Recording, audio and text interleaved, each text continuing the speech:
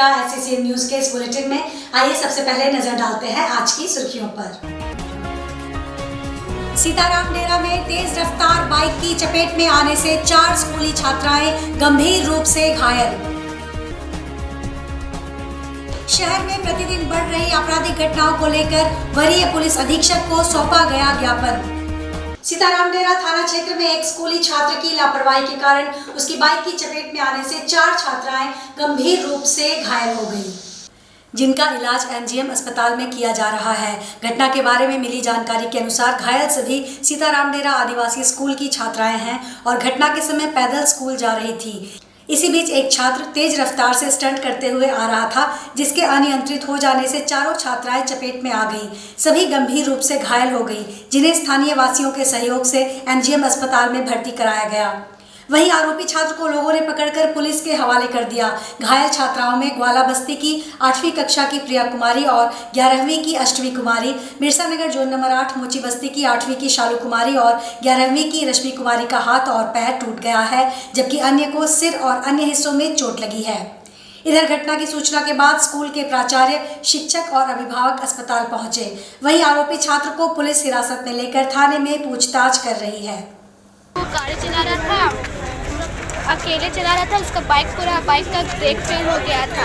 तो brake fail नहीं पता, पर हम इधर थे, एक लड़की इधर थी और उधर उसका बीच से पार हुआ तो एक लड़की फेंकाई, उधर फेंकाई और आगे अपना झुंड था, उसका बाइक गिर गया और बाइक गिर गया तो उसको लोगों ने तो हड्डी पूरा टूट गया। वो चल के जा रहे थे, पैदल जा रहे थे। कौन स्कूल में? आदिवासी +2 हाई स्कूल। विगत कुछ महीनों से जमशेदपुर शहर में अपराध का ग्राफ लगातार बढ़ रहा है। आए दिन चोरी, डकैती, लूट, छिनतई, हत्या सहित अन्य जघन्य अपराध की घटनाएं घटित हो रही हैं। हाल के दिनों में जमशेदपुर के विभिन्न इलाकों से चोरी की वारदातें सबसे अधिक सामने आई हैं। बदमाश चोर जमशेदपुर के विभिन्न सोसाइटीज में बंद फ्लैटों को निशाना बना रहे हैं। लोगों के घरों में घुसकर उनके अलमारी में रखे नकद रुपए व जेवरात की डकैती कर फरार हो जा रहे हैं। स्थिति जमशेदपुर की दिन प्रतिदिन भयावह होती जा रही है। इसी के समानांतर शहर में गोली चालन की घटनाएं भी अप्रत्याशित रूप से बढ़ गई है। माफिया गिरोह सक्रिय है और पुरानी रंजिश में हत्या जैसे संगीन अपराध हो रहे हैं। वरीय पुलिस अधीक्षक से लोगों ने मांग की है कि जमशेदपुर में बढ़ रही आपराधिक घटनाओं पर तत्काल लगाम लगाने के लिए जल्द से जल्द ठोस कदम उठाएं। सुबोध श्रीवास्तव जदयू के नेता हैं।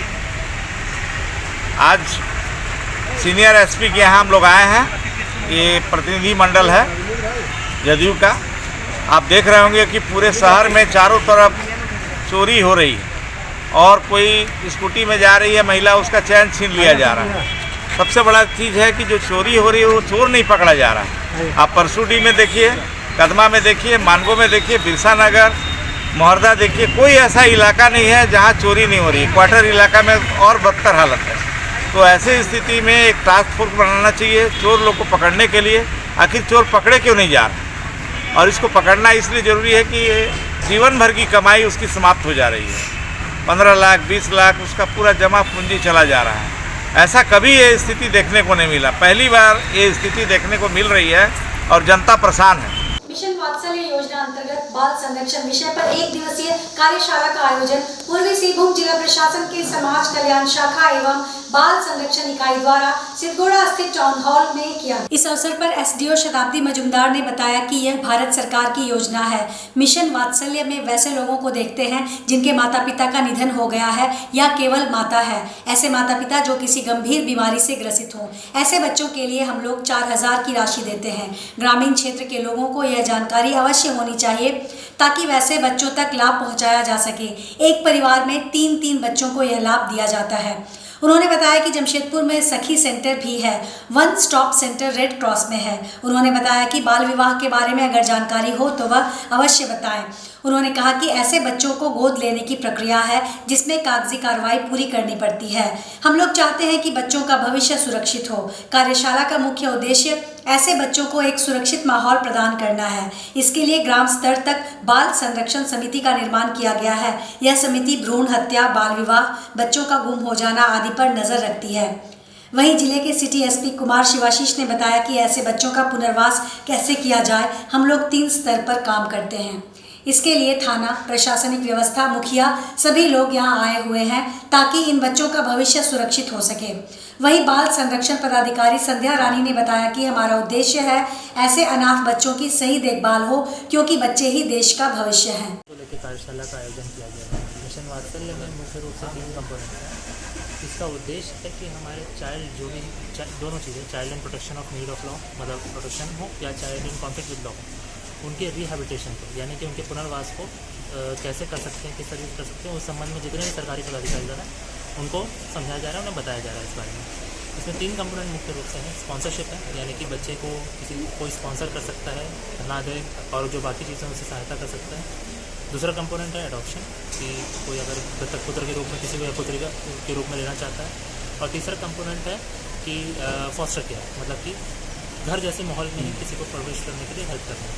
तो इन सभी चीज़ों के बारे में, इसकी प्रक्रिया के बारे में और किस तरीके से ऐसे बच्चों को आइडेंटिफाई किया जाए जिसको इसकी आवश्यकता है, उस संबंध में आज के कार्यक्रम। आदित्यपुर औद्योगिक क्षेत्र में जियाडा द्वारा तकरीबन 15 दिनों के बाद फिर से अतिक्रमण हटाओ अभियान की शुरुआत की गई है। बुधवार से अतिक्रमण हटाओ अभियान की शुरुआत आदित्यपुर औद्योगिक क्षेत्र फेज 7 एपेक्स ऑटो के पास से की गई, जिसमें जियाडा के पदाधिकारी एवं पुलिस बल मौजूद थे।